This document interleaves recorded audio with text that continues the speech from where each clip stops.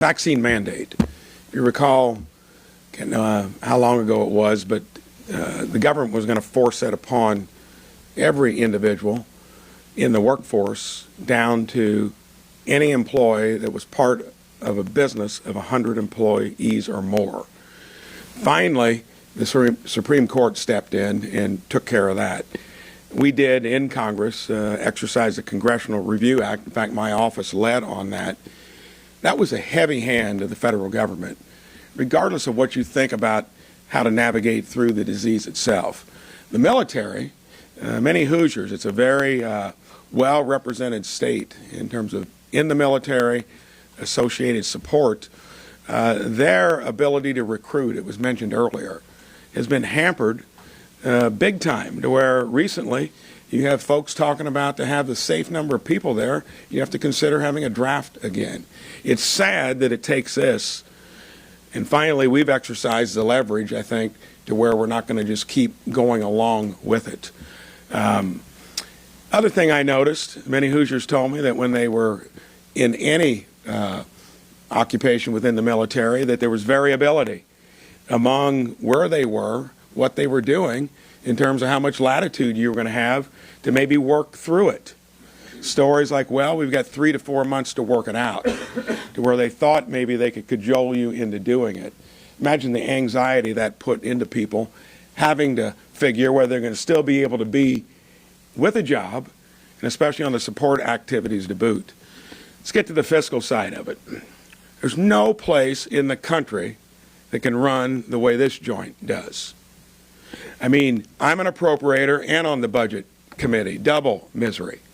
Bernie Sanders gavels us in for a budget hearing where in 2 years we haven't had one discussion on budget mechanics or what we're going to do for the biggest business in the world that so many people look to.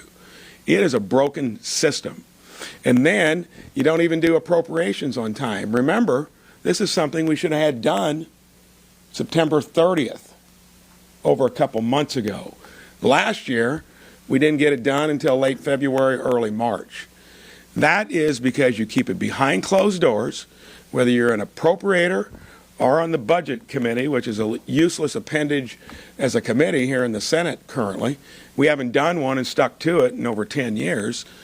Wouldn't be that big a deal until a couple decades ago, we started putting everything on the credit card.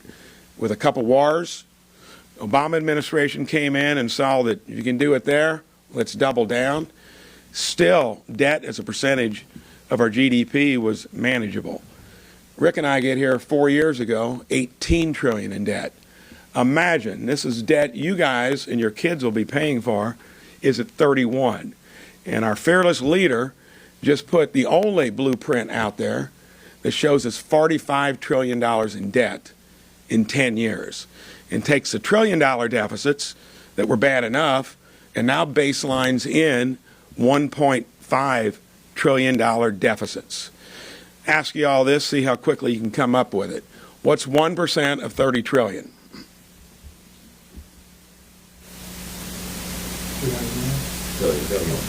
Billion. It's such a big number, no one can spit that out immediately.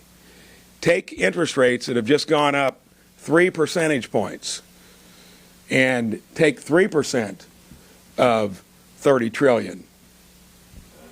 900 billion. 900 billion plus the roughly 400 to 500 billion we already spend, that's about 1.5 trillion.